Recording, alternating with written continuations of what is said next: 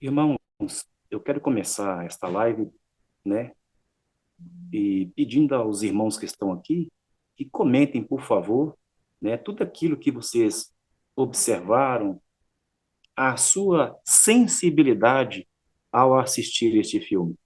E eu queria que os irmãos falassem tranquilo, pausado, porque o intuito hoje é de trazer um diálogo, uma mesa aberta, porque esse assunto é de suma importância a todos nós.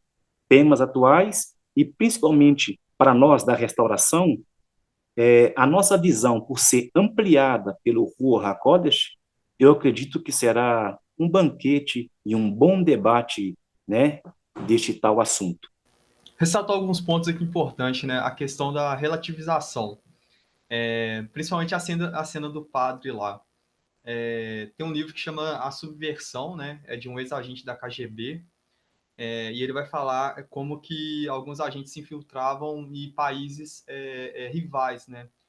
E quanto tempo que levava para doutrinar uma nova geração, né? De 10 a 15 anos. E todo esse processo de minar as crenças, né, os ideais, as bases de pensamento, elas ocorrem em paralelo. Então, a fé, a forma como a família é criada, a cultura, tudo isso é minado de uma vezada só. Então, no filme ele meio que pontua isso, né? Tipo assim, a, a, como a fé foi relativizada, né? Olha, a gente não acredita assim, existe essa parte da psicologia que explica isso, né? A gente não usa mais esses métodos, a gente entende que isso era uma questão psicológica e tal. Então, eu acho que é meio assustador nessa linha, né? De ver que muito do livro está nesse filme, né? Basicamente isso, pessoal, relativização. Tudo é relativo, a gente não enxerga mais dessa forma, isso já não funciona mais e tal. Enfim. Próximo, por favor. Vou falar aqui um pouco do que eu pude absorver, né? Algumas partes, né?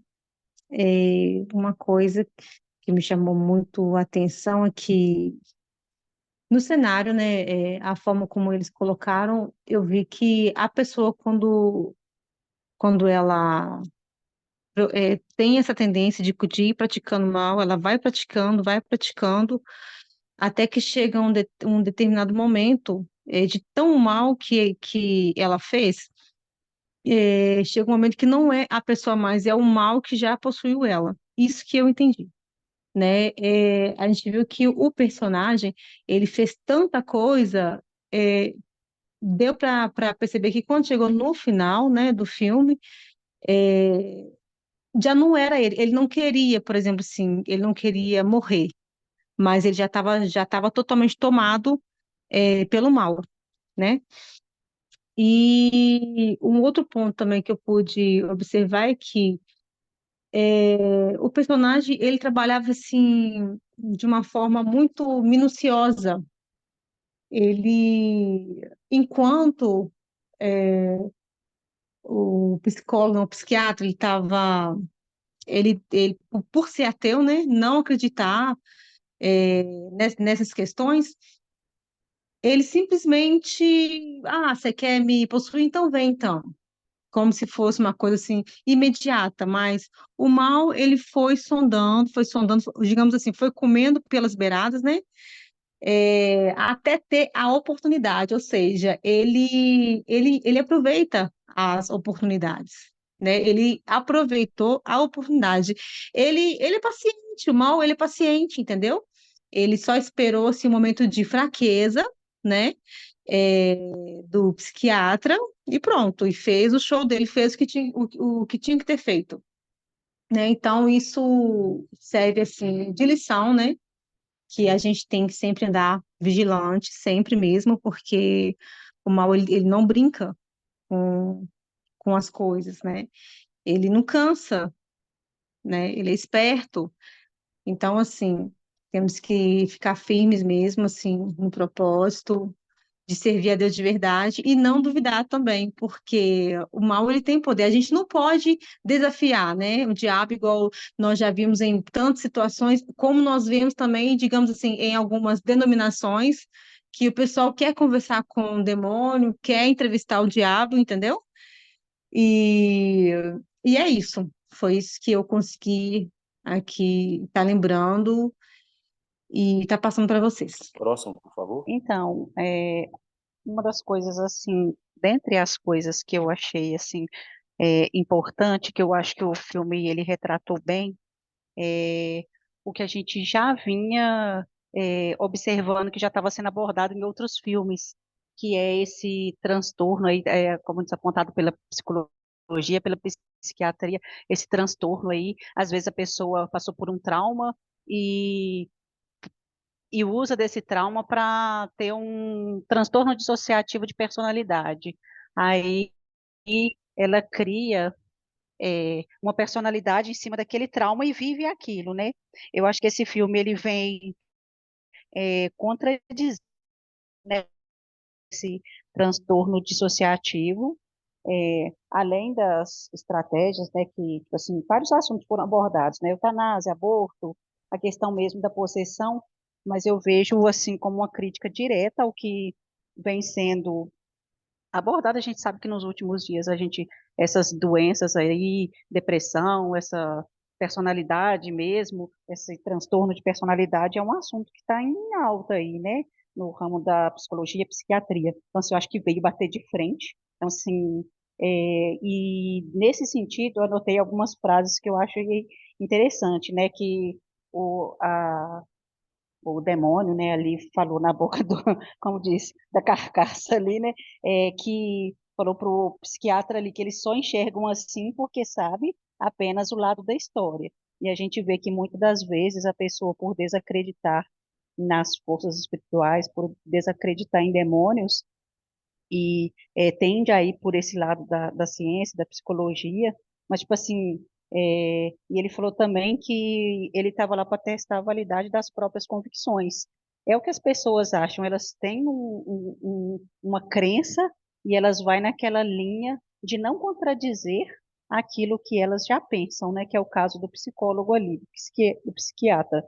Então, assim, essa questão eu achei interessante, esse conflito, né, esse confronto direto ali, né, que o Demônio falou ali, né, para o psicólogo testar a validade das próprias convicções. E ele falou também, às vezes, pessoas inteligentes têm dificuldade de acreditar no que as outras já sabem. A verdade é que eu nem usaria a palavra inteligente, não, né, mas, tipo assim, às vezes a gente vê que muitas das vezes essas pessoas que estão envolvidas na ciência, elas querem desacreditar a parte espiritual, a parte da religião, e muitas das vezes não dão credibilidade, né? Porque a gente vê que hoje as doenças da alma, é, sim, são comprovadas, né, cientificamente, mas muitas das vezes têm origem espiritual. Então, além de outros aspectos, esse foi o que eu mais assim observei. Eu vejo que esse filme ele veio na contramão de muitos filmes que a gente tem assistido, de muitos filmes que já tratam desse transtorno aí dissociativo de personalidade por causa de um trauma, a pessoa projeta uma outra vida, uma outra pessoa, mas esse filme ele vem na contramão disso aí. Próximo. O filme, né, a princípio, deveria começar com uma conversa entre duas personagens, né, que seria um prisioneiro e seu psiquiatra, né?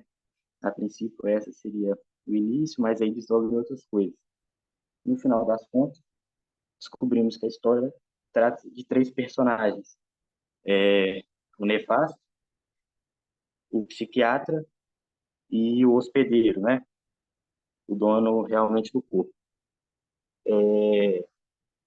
O que o filme reafirma para mim, especialmente, é que a ignorância é um grave pecado. Tanto o hospedeiro como o psiquiatra, ambos ateus, ambos leigos e ambos se diziam estar protegidos contra demônios e outras coisas, né? O demônio zoa, né? Assim como o psiquiatra, né? Chama para entrar e zoa a situação, fala que ele não entrou e tal. E aí o demônio diz também que o hospedeiro também era um ateu, e mesmo sendo ateu, o ateísmo dele não o isentava das más condutas dele. Lembrando que até chegar no estágio em que ele estava, ele, por conta própria, e escolheu realizar más condutas, né? O demônio nefasto narra um primeiro tempo ali, desde quando a criança rouba o primeiro carrinho na escola, ele narra toda uma situação de pequenos delitos, né, vamos colocar assim, de pequenos erros, até chegar no estágio da possessão e controle total, né? Isso, na verdade, todos nós já sabemos, né, já é algo que já vem sendo trazido na comunidade, mas, né, o filme reafirma, assim como outras situações também, como o aborto, eutanásia, né? E o padre Lowe aí, o padre Lowe, que seria o padre moderninho, né, o próprio demônio zoa da situação, fala, esse padre moderninho não seria capaz de fazer nada contra mim, né? A princípio ele acha que o padre seria de fato um padre, né? Seria de fato, ele fala, a princípio quando ele não conhece o padre, né? Filho de Deus, vem me atormentar antes da hora, mas aí depois ele vê que na verdade ele seria não não só como os padres de hoje, mas também como muitos acrentaiados, como geral de hoje, né? Então é isso aí que eu queria trazer. Tanto a ignorância também, tive a ignorância acerca do padre, né? Que ele fala que o psiquiatra fala sobre a possessão, a questão da possessão demoníaca com o padre. Aí o padre fala que eles já estão mais evoluídos, né? Que eles já estão mais à frente desse conhecimento aí, e eles entendem que essa possessão não existe, não sei o quê. E é isso, é uma ignorância tremenda a respeito da Bíblia. E essa ignorância tremenda joga maldições sobre outras pessoas, né? Se fosse um padre ali, um padre verdadeiro, possivelmente poderia ser que uma vida fosse salva. Mas como não foi, foi mais um padre moderninho, né? Aconteceu o que aconteceu. É isso aí que eu queria dizer. O próximo, por favor. Shalom. Então, eu achei muito interessante o filme, achei que mostrou muito o mundo espiritual, né? Igual eu cheguei a comentar no dia. É, achei interessante que o que Israel falou aí, que aquele padre que entrou lá, né? De repente, teria sido mais uma vida que poderia ter sido salva, né? Naquele momento ali. Então, assim, isso que ele falou assim, me fez refletir muito aqui.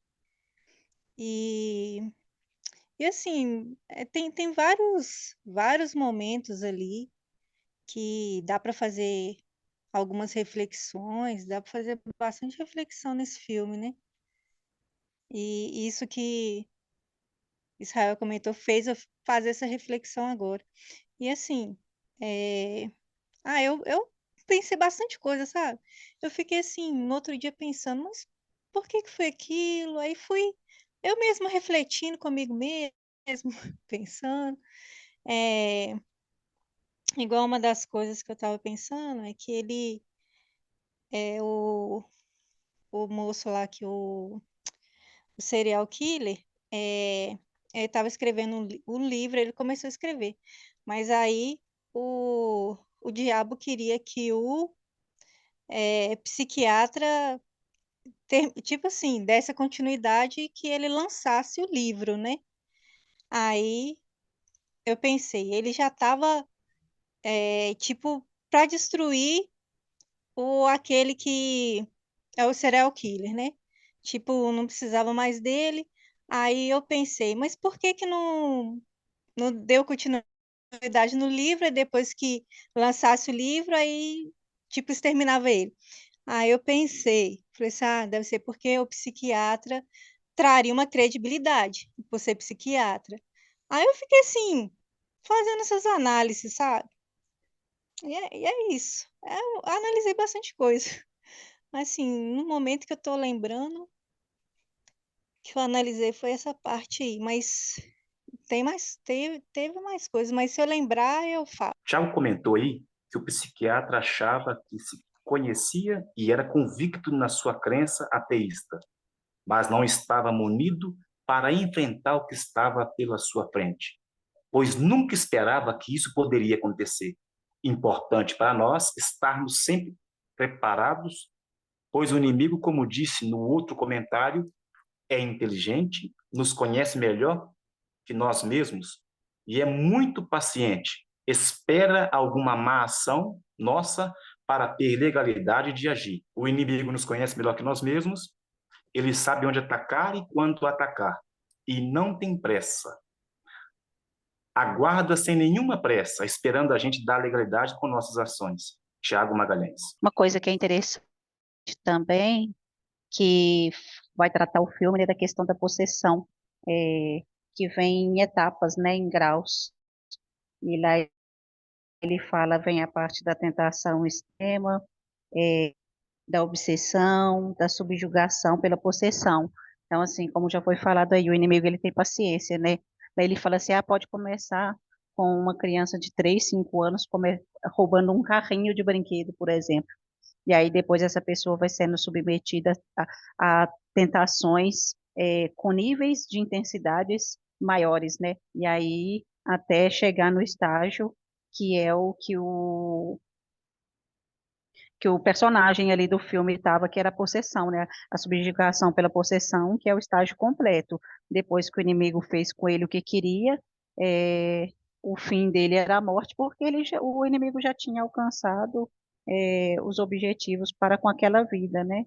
Então, assim, essa questão dos estágios aí, das etapas também, é, foi abordado de uma forma bem interessante. Então, outra coisa que eu fiquei pensando é que ele, o psiquiatra, ele falou assim naquela entrevista lá que esse esse demônio é, possuiu ele por algum tempo, né? Então, assim, já não estava mais nele, né? No caso. Tanto que no final do filme a gente viu lá que estava naquela mulher lá, né? No final. Então, assim, aí eu pensei, então em algum momento ele deve ter tido, alguma pessoa deve ter, né, feito esse, é, alguma pessoa deve ter conversado com ele, aí, né, expulsado o demônio, deve ter sido, só que assim, no filme não mostra, né, e assim, não mostra a relação dele, assim, com a igreja, assim, não fala se ele se converteu, se ele foi para a igreja, não fala esses detalhes, né? Mas eu fiz essa análise aí também. Foi abordado também a questão desses assuntos polêmicos, né, eutanásia, aborto, de tudo ocorrer dentro da legalidade, né? Então, assim, eu acho que vale de reflexão, até as leis, por exemplo, as nossas leis nacionais, né, elas vão de acordo com a Torá do Eterno, porque no caso lá, o psiquiatra, ele fala que a eutanásia da mãe dele ali foi tudo de acordo com a lei, que ela teve uma morte com dignidade, um suicídio assistido. Então, assim, é, qualquer palavra ali foi melhor do que a palavra assassinato, né? E aí, muitas das vezes, e aí ele usou lá, né, de como artifício ali, de que ela estava sofrendo, que o prognóstico dela já era de morte. Então, assim, só que a gente vê que no final das contas ali foi tudo influenciado por interesses, né, na herança. Então, assim, essa questão também da compatibilidade das nossas leis, né, das nossas leis nacionais está de acordo com a lei do Eterno, porque não necessariamente aquilo que é de acordo com a lei, com a nossa lei do país, com a nossa lei nacional, é também de acordo com a lei do Eterno. Então, assim, isso também fica para a nossa reflexão. Outra coisa que já foi mencionada aqui é a questão do capelão, né? O capelão falou assim: eu nunca participei de um exorcismo e nem quero participar. E ele falou assim, muitas coisas que nos incomodam são nós mesmos, que nos incomodam, são só nossos próprios medos. Então, assim, quantas das vezes a gente vê pessoas que poderiam estar lutando aí contra as forças malignas, né? Poderiam estar ajudando, né, no processo de libertação de pessoas, às vezes não tem e nem tem interesse em ter esse tipo de experiência com o Eterno também. A gente já vê, tipo assim, que o filme ele tem cenas fortes e se for olhar, tipo assim, eu creio que até na própria igreja mesmo que assistiu o filme, talvez não tenha conseguido assistir todas as cenas. Então, assim, a gente fica pensando, ah, mas e se fosse um caso real de possessão do nosso lado, né? Então, assim, será que a gente está preparado espiritualmente para enfrentar isso? Ou se será que a gente vai querer uma resposta dentro da psicologia para tudo isso aí? Para falar que é um medo, para falar que é uma depressão, para falar que é uma crise de ansiedade, quando na verdade é uma possessão. Porque quando a gente vai, muitas das vezes, né, nesses profissionais, principalmente aqueles que não servem ao Senhor, então, assim, eles tendem a ir, eles não têm experiência e nem querem ter essa revelação do que é espiritual. Mas, sério, isso me lembrou quando eu tive a experiência de conversar com uma entidade. Me disse na ocasião que nós, seres humanos, para ele é pior que um rato, que ele esmagaria todos. E essa parte, o Nefários nega até uma simples última refeição ao possuído. Me lembrou desse episódio que tive uns anos atrás. Muito obrigado aí por compartilhar isso aí, Tiago. Muito obrigado. Mais alguém quer fazer algum comentário, algum acréscimo? Pois bem, meus irmãos, primeiro agradecer a todos vocês que participaram, que falaram, que entenderam a sua sensibilidade a respeito do filme. Eu quero começar aqui falando com os irmãos o que ocorreu nos bastidores, né, deste filme. Porque foram chamados ali padres, teólogos e padres que trabalham com o exorcismo, para poderem estar ali monitorando, né, e participando ativamente, né, do filme. Eu vou ler aqui um diálogo de uma entrevista. Padre Darren Merlino, como você se envolveu com esse filme? E aí ele responde, sou amigo de Chuck e Kelly há mais de uma década. Na verdade, eles foram as primeiras pessoas que eu entrevistei para o meu programa. Tive uma missa na casa de minha mãe para familiares e amigos, e eles vieram e me disseram que estavam trabalhando no roteiro de Nefários. Eu disse a eles que gostaria de lê-lo e servir como consultor teológico. Você sofreu assédio demoníaco enquanto fazia o filme? Kelly Salomão, sim. Tem sido uma batalha. Esse filme tira o diabo da escuridão para a luz. Ele funciona melhor quando ninguém acredita nele. Tivemos 8 ou 9 acidentes de carro em cerca de 13 dias. Os carros foram destruídos, mas os motoristas e passageiros saíram ilesos. O prédio onde filmamos nossa cena sobre o diabo gemeu devido a uma das piores tempestades de vento da história de Oklahoma. Mas sempre que parávamos de filmar a cena, o vento diminuía. Quando começamos a filmar novamente, ele voltou. Nosso equipamento muitas vezes parecia não funcionar.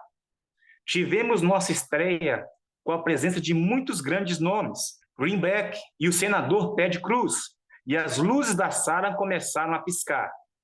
O vídeo que filmamos foi corrompido.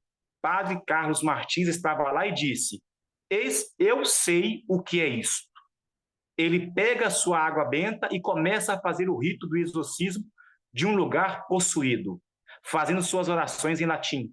Atrás dele, pôde ouvir o canto demoníaco de uma voz feminina. Ele chega à parte da oração que ordena ao demônio que se curve ao grande e terrível nome de Jesus, e o canto para, as luzes começaram a funcionar e o vídeo não está mais corrompido. Há muito mais. Steve diz, pegou uma infecção e quase morreu. Chris Jones estava colocando seu filho em uma cadeirinha na sua SUV e a 45 km por hora vem e bate no seu carro e quase que atingiu seu filho. E também John Sullivan, nosso cara do marketing. E sai do carro e uma mulher que passava adormeceu ao volante e bateu no carro. Já é um segundo acidente. Ele estava bem, mas o carro estava destruído. A Newsweek nos liga para nos entrevistar sobre o filme e após 45 minutos de entrevista, nosso entrevistador pede desculpas e diz: sinto muito, mas minha bateria acabou. Podemos refazer a entrevista? Ele grava novamente a entrevista, mas liga mais tarde e diz: sinto muito, mas a fita está em branco. Ele nos envia por e-mail algumas perguntas às quais respondemos por escrito. Tentamos enviar nossas respostas por e-mail, mas o e-mail não funciona. Podemos enviar e-mails para outras pessoas, mas não para a Newsweek. Mas ficamos espertos e oramos a Jesus e à Santíssima Virgem, a São José e a São Miguel, e de repente o e-mail foi enviado. A certa altura, 9 dos nossos 15 funcionários-chave contraíram a Covid. Fiquei 8 dias no hospital. Então, 3 dias após o início das filmagens, fomos atingidos por uma greve sindical. Nenhuma votação da greve foi realizada ou reclamações listadas. Apenas uma greve. Tentaram, então, fazer com que o governo federal paralisasse nossa produção com uma liminar. Fomos ao tribunal e vencemos 29 das 30 acusações. Estamos recorrendo da acusação final. Eu poderia continuar por 1 hora sobre todo o assédio demoníaco que tivemos. Quando fizermos o lançamento do filme, em DVD nos materiais de bônus, estaremos falando sobre isso. Padre Darren Melino, o diabo tentou me tirar. Tive apendicite durante as filmagens em Oklahoma e quando fui fazer a operação, meu apêndice estourou. O médico disse que se estivesse esperando mais 1 hora, poderia ter morrido. Deus realmente me protegeu. Aconteceu na festa, segundo ele, de Senhora de Guadalupe, então também acho que a Mãe Santíssima me protegeu. Além disso, quando estávamos filmando a cena em que o diabo compartilha seu evangelho, sombrio, Oklahoma sofreu a tempestade de vento mais prolongada da história. Cada vez que o diretor gritava ação, o vento assoprava com tanta força que dobrava o metal do teclado. Parecia que o Titanic se partia ao meio. Aí o diretor gritava, corta, e o vento diminuía. Foi assim o dia todo durante 12 horas. Mas a coisa mais surpreendente para mim aconteceu uma noite, quando celebrei a missa, a irmã, onde estávamos hospedados. Primeiro era dezembro, e a casa estava decorada para o Natal. Quando entramos em casa à noite, todas as decorações com temas religiosos haviam sido derrubadas e danificadas. As decorações seculares permaneceram intocadas. Montei uma mesa com toalha de altar e corporal para a missa. Saí da sala e voltei, e descobriu que uma entidade havia urinado na parte superior direita e inferior esquerda do cabo, e defecou no local exato onde eu teria colocado a hóstia. Foi como se o diabo tivesse marcado o local. Não havia nenhuma pessoa, nem animal na sala. Irmãos, como a participação dos senhores aí foi algo forte, e é disso que eu estou falando, é desse tipo de live que eu estou, desejoso, que o nosso coração ferve aonde todos participam. Eu vou ficar simplesmente com um relato daquilo que houve nos bastidores do filme e com a ajuda do Eterno, nós faremos a parte 2, tá? Nós não vamos colocar aqui a parte teológica neste primeiro encontro. De minha parte, é gratidão total por cada um que participou, por ter tido ousadia e coragem para poder anunciar aí tudo aquilo que viu, ouviu, sentiu e observou do filme. Fica aí agora em aberto para o nosso pastor e professor Gerson Barros, caso queira, fique à vontade aí, pastor Gerson. E de minha parte, eu já encerro aqui. A palavra para vocês é gratidão. Amém, meus irmãos? Sabemos que o adversário está de pé.